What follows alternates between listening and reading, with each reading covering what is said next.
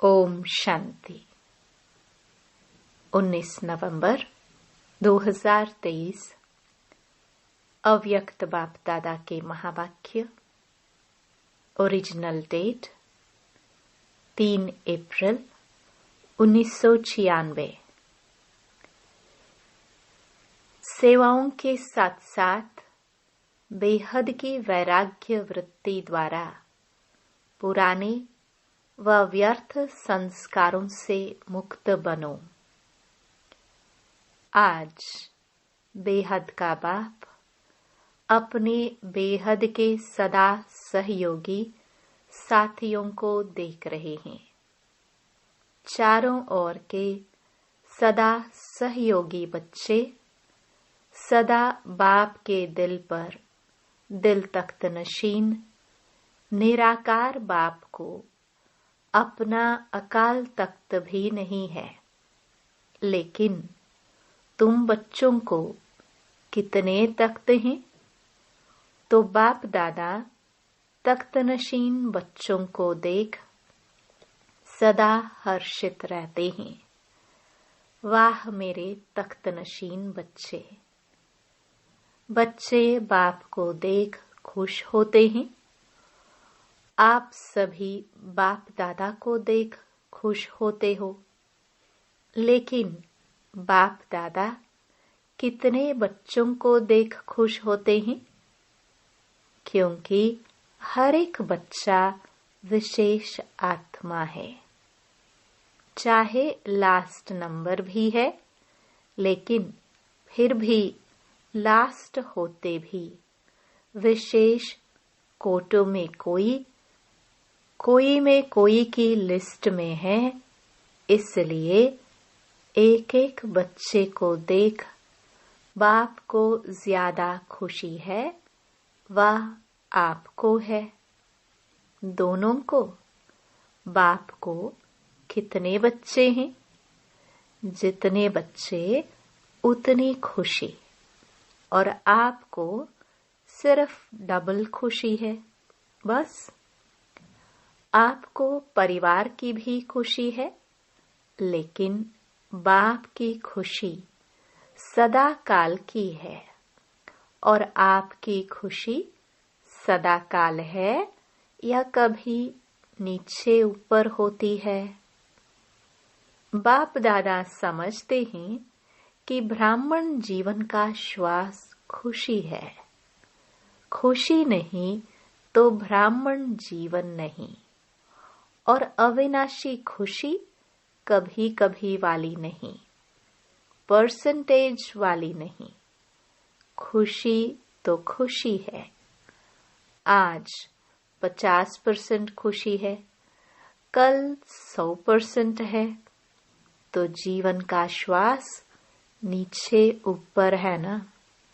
बाप दादा ने पहले भी कहा है कि शरीर चला जाए लेकिन खुशी नहीं जाए। तो यह पाठ सदा पक्का है या थोड़ा थोड़ा कच्चा है? सदा अंडरलाइन है। कभी कभी वाले क्या होंगे? सदा खुशी में रहने वाले पास विद ऑनर, और कभी कभी खुशी में रहने वालों को धर्मराजपुरी पास करनी पड़ेगी। पास विद ऑनर वाले 1 सेकंड में बाप के साथ जाएंगे, रुकेंगे नहीं। तो आप सब कौन हो? साथ चलने वाले या रुकने वाले? साथ चलने वाले। ऐसा चार्ट है, क्योंकि विशेष डायमंड जुबली के वर्ष में बाप दादा की हर एक बच्चे के प्रति क्या शुभ आशा है, वह तो जानते हो ना। बाप दादा ने सभी बच्चों का चार्ट देखा। उसमें क्या देखा कि वर्तमान समय के प्रमाण एक बात का विशेष और अटेंशन चाहिए। जैसे सेवा में बहुत उमंग उत्साह से आगे बढ़ रहे हो और डायमंड जुबली में विशेष सेवा का उमंग उत्साह है, इसमें पास हो। हर एक यथाशक्ति सेवा कर रहे हैं और करते रहेंगे, लेकिन अब विशेष क्या चाहिए? समय समीप है, तो समय की समीपता के अनुसार अब कौन सी लहर होनी चाहिए? वैराग्य की। कौन सा वैराग्य? हद का या बेहद का? जितना सेवा का उमंग उत्साह है, उतना समय की आवश्यकता प्रमाण स्वस्थिति में बेहद का वैराग्य कहाँ तक है? क्योंकि आपके सेवा की सफलता है जल्दी से जल्दी प्रजा तैयार हो जाए, इसलिए सेवा करते हो ना।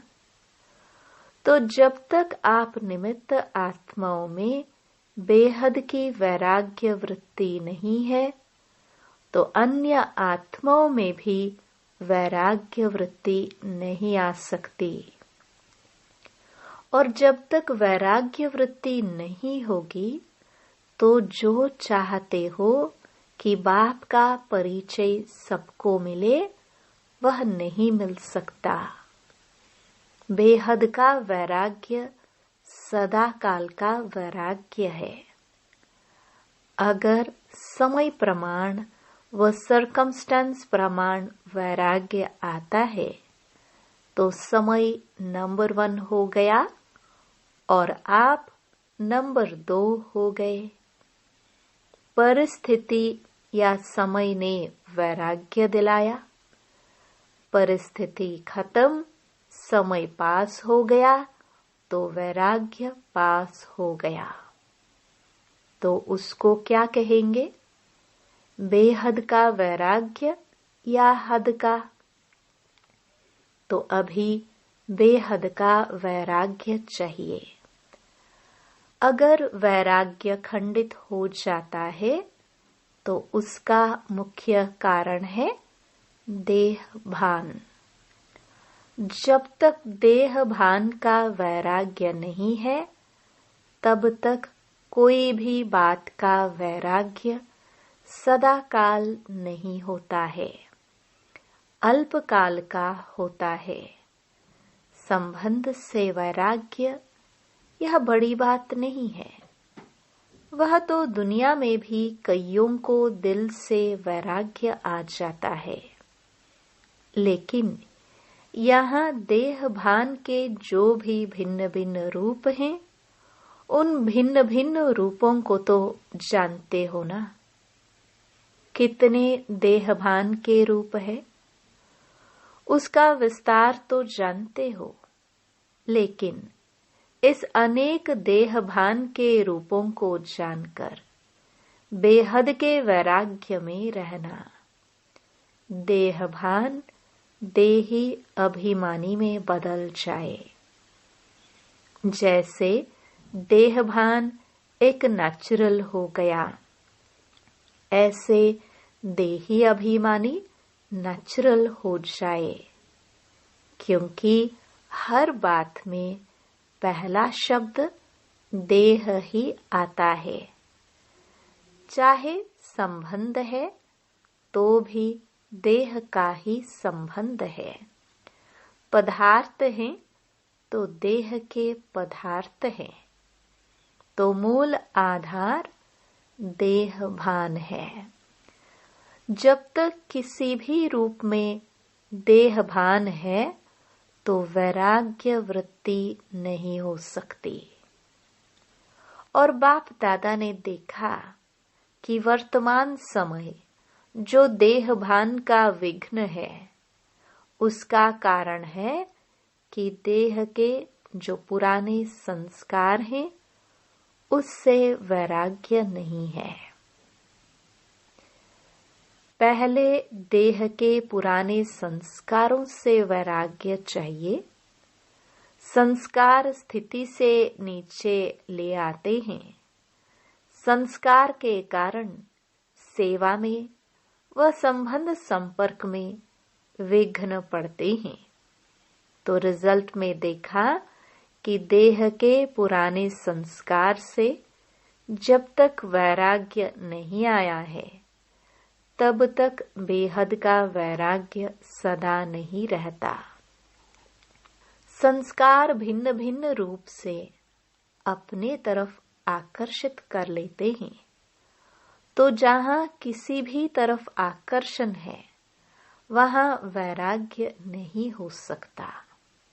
तो चेक करो कि मैं अपने पुराने व व्यर्थ संस्कार से मुक्त हूँ।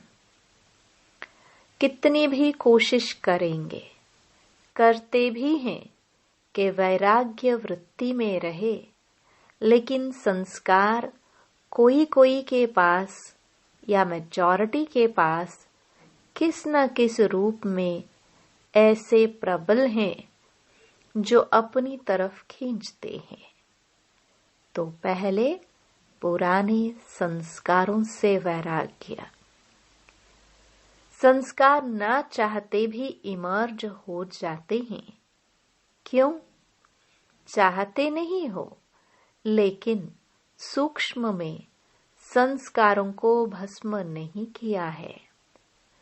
कहाँ न कहाँ अंश मात्र रहे हुए हैं, छिपे हुए हैं।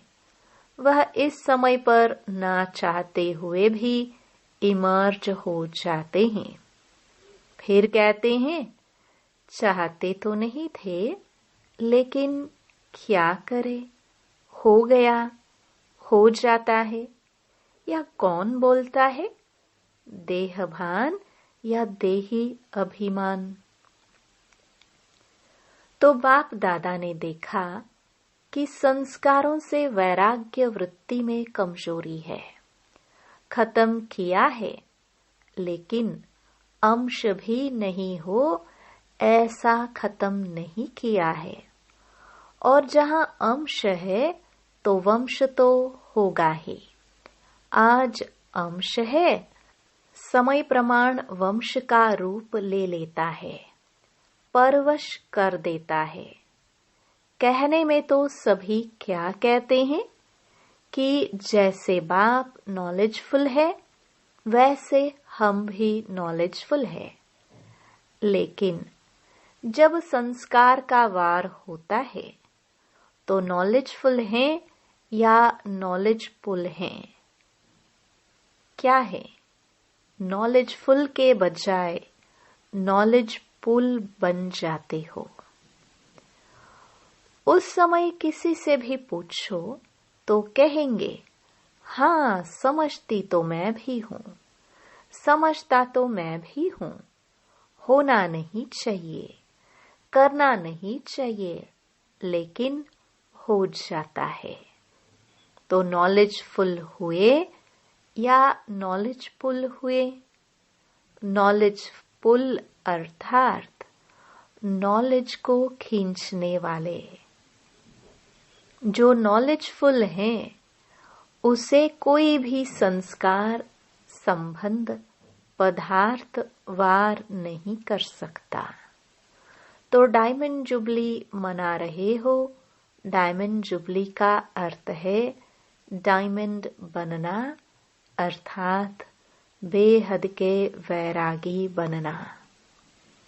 जितना सेवा का उमंग है, उतना वैराग्य वृत्ति का अटेंशन नहीं है। इसमें अलबेलापन है, चलता है, होता है, हो जाएगा, समय आएगा तो ठीक हो जाएगा। तो समय आपका शिक्षक है या बाबा शिक्षक है? कौन है? अगर समय पर परिवर्तन करेंगे तो आपका शिक्षक तो समय हो गया। आपकी रचना आपका शिक्षक हो, ये ठीक है। तो जब ऐसी परिस्थिति आती है तो क्या कहते हो? समय पर ठीक कर लूंगी, हो जाएगा। बाप को भी दिलासा देते हैं, फिक्र नहीं करो, हो जाएगा। समय पर बिल्कुल आगे बढ़ जाएंगे। तो समय को शिक्षक बनाना, यह आप मास्टर रचयिता के लिए शोभता है। अच्छा लगता है? नहीं, समय रचना है, आप मास्टर रचयिता हो। तो रचना मास्टर रचयिता का शिक्षक बने, यह मास्टर रचयिता की शोभा नहीं।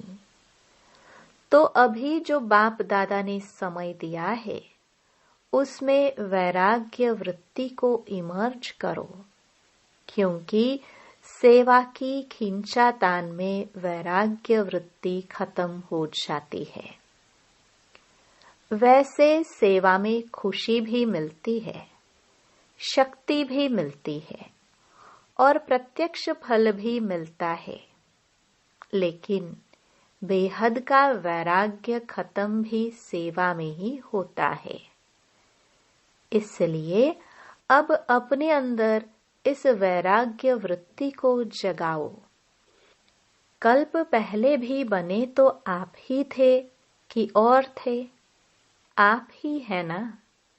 सिर्फ मर्ज है, उसको इमर्ज करो। जैसे सेवा के प्लान को प्रैक्टिकल में इमर्ज करते हो, तब सफलता मिलती है ना। ऐसे अभी बेहद के वैराग्य वृत्ति को इमर्ज करो। चाहे कितने भी साधन प्राप्त हैं, और साधन तो आपको दिन प्रतिदिन ज्यादा ही मिलने हैं, लेकिन बेहद के वैराग्य वृत्ति की साधना मर्ज नहीं हो, इमर्ज हो। साधन और साधना का बैलेंस, क्योंकि आगे चल करके प्रकृति आपकी दासी होगी। सत्कार मिलेगा, स्वमान मिलेगा, लेकिन सब कुछ होते वैराग्य वृत्ति कम नहीं हो। तो बेहद के वैराग्य वृत्ति का वायुमंडल स्वयं में अनुभव करते हो कि सेवा में बिजी हो गए हो।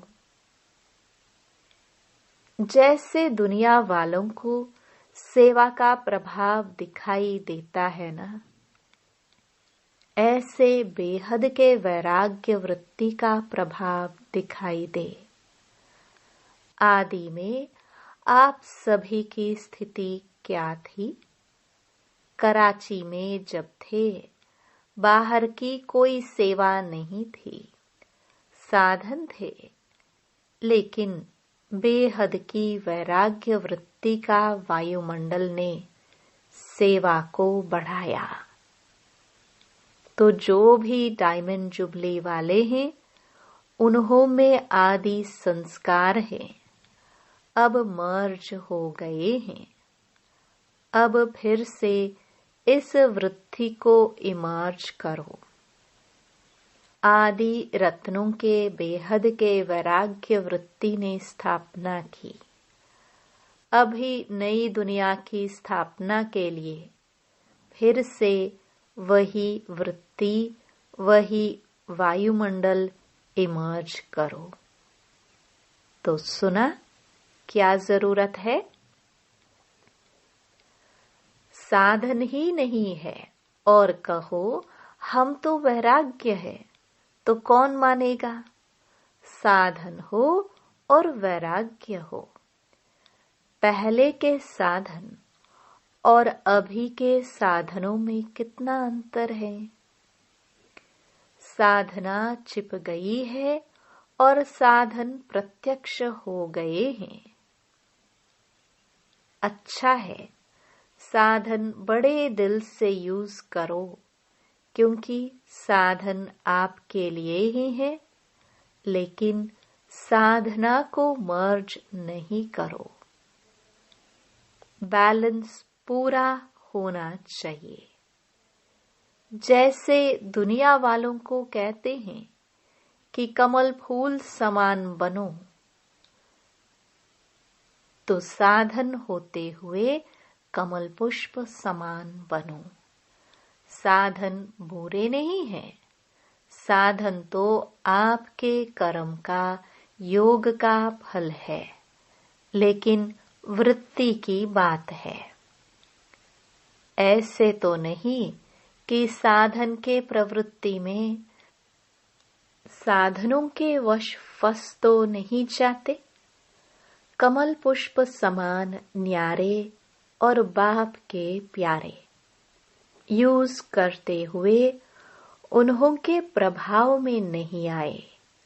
न्यारे साधन बेहद की वैराग्य वृत्ति को मर्ज नहीं करे। अभी विश्व अति में जा रही है, तो अभी आवश्यकता है सच्चे वैराग्य वृत्ति की, और वह वायुमंडल बनाने वाले आप हो। पहले स्वयं में, फिर विश्व में। तो डायमंड जुबली वाले क्या करेंगे? लहर फैलाएंगे ना। आप लोग तो अनुभवी हैं, शुरू का अनुभव है ना। सब कुछ था। देशी घी खाओ जितना खा सकते, फिर भी बेहद की वैराग्य वृत्ति। दुनिया वाले तो देशी घी खाते हैं, लेकिन आप तो पीते थे। घी की नदियां देखी।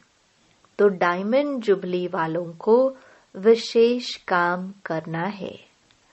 आपस में इकट्ठे हुए हो तो रूह रिहान करना।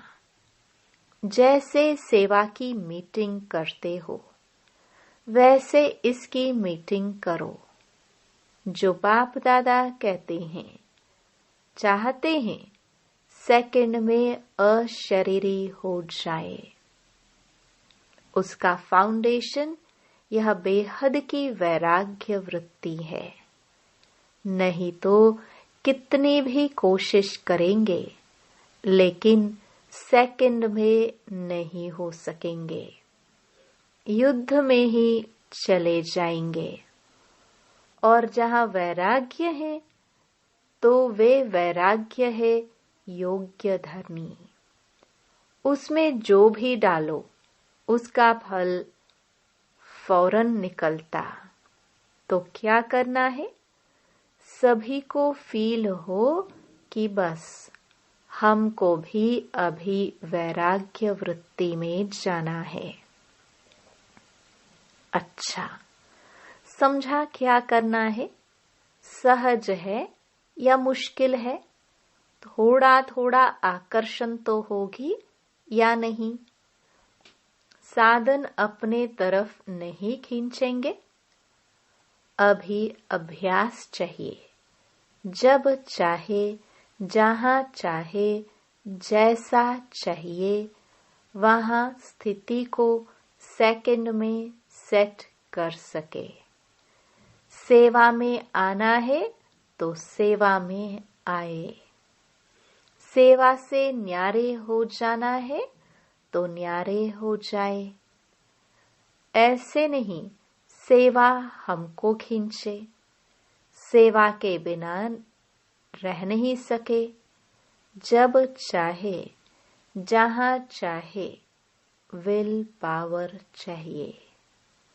विल पावर है, स्टॉप तो स्टॉप हो जाए। ऐसे नहीं लगाओ स्टॉप और हो जाए question mark. Full stop, stop भी नहीं, फुल स्टॉप। जो चाहे वह प्रैक्टिकल में कर सके। चाहते हैं लेकिन होना मुश्किल है, तो इसको क्या कहेंगे?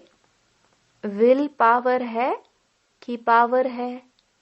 संकल्प किया, व्यर्थ समाप्त, तो सेकंड में समाप्त हो जाए। बाप दादा ने सुनाया ना कि कई बच्चे कहते हैं हम योग में बैठते हैं, लेकिन योग के बजाय युद्ध में होते हैं। योगी नहीं होते, योद्धे होते हैं। और युद्ध करने के अगर संस्कार बहुत काल रहे तो क्या बनेंगे? सूर्यवंशी व चंद्रवंशी। सोचा और हुआ। सोचना और होना सेकंड का काम है।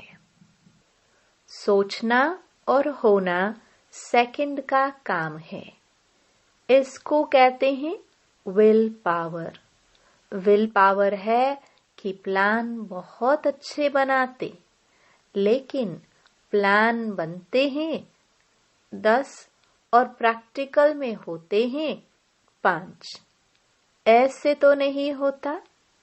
सोचते बहुत अच्छा है, यह करेंगे, यह होगा, ये होगा, लेकिन प्रैक्टिकल में अंतर पड़ जाता है। तो अभी ऐसी विल पावर हो, संकल्प किया और कर्म में प्रैक्टिकल में हुआ पड़ा है, ऐसे अनुभव हो।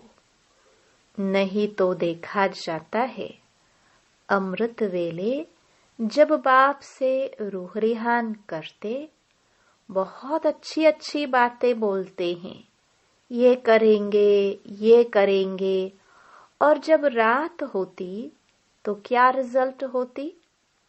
बाप को खुश बहुत करते हैं, बातें इतनी मीठी मीठी करते हैं, इतनी अच्छी अच्छी करते हैं, बाप भी खुश हो जाते। वाह मेरे बच्चे। कहते हैं बाबा बस आपने जो कहा ना होना ही है, हुआ पड़ा है। बहुत अच्छी अच्छी बातें करते हैं। कई तो बाप को इतना दिलासा दिलाते हैं कि बाबा हम नहीं होंगे तो कौन होगा? बाबा कल्प कल्प हम ही तो थे, खुश हो जाते। हॉल में पीछे बैठने वालों से, पीछे बैठने वाले अच्छी तरह से सुन रहे हो ना? आगे वालों से पहले पीछे वाले करेंगे। बैठे पीछे हो, लेकिन सबसे समीप दिल पर हो। क्यों? दूसरे को चांस देना यह सेवा की ना, तो सेवाधारी सदा बाप के दिल पर है। कभी भी ऐसे नहीं सोचना कि हम भी अगर दादियां होती ना तो जरा सा, लेकिन सामने तो क्या दिल पर हो। और दिल भी साधारण दिल नहीं, तख्त है। तो दिल तख्त नशीन है ना। जहां भी बैठे हो, चाहे इस कोने में बैठे हो, चाहे नीचे बैठे हो, चाहे कैबिन में बैठे हो, लेकिन बाप के दिल पर हो। अच्छा, चारों ओर के तख्त नशीन श्रेष्ठ भाग्यवान आत्माएं सदा बेहद के वैराग्य वृत्ति से वायुमंडल बनाने वाले विशेष आत्माएं, सदा अपने श्रेष्ठ विशेषताओं को कार्य में लगाने वाले विशेष आत्माएं, सदा एक बाप के साथ और श्रीमत के हाथ को अनुभव करने वाले समीप आत्माओं को बाप दादा का याद प्यार और नमस्ते। वरदान। एक व्रता के राज को जान, वरदाता को राजी करने वाले सर्व सिद्धि स्वरूप भव। वरदाता बाप के पास अखूट वरदान है, जो जितना लेने चाहे खुला भंडार है। ऐसे खुले भंडार से कई बच्चे संपन्न बनते हैं और कोई यथाशक्ति संपन्न बनते हैं। सबसे ज्यादा झोली भरकर देने में भोलानाथ वरदाता रूप ही है। सिर्फ उसको राजी करने की विधि को जान लो तो सर्व सिद्धियां प्राप्त हो जाएंगी। वरदाता को एक शब्द सबसे प्रिय लगता है, एक व्रता। संकल्प स्वप्न में भी दूजा व्रता न हो। वृत्ति में रहे मेरा तो एक, दूसरा न कोई। जिसने इस राज को जाना उसकी झोली वरदानों से भरपूर रहती है। स्लोगन: मनसा और वाचा दोनों सेवाएं साथ साथ करो तो डबल फल प्राप्त होता रहेगा। ओम शांति।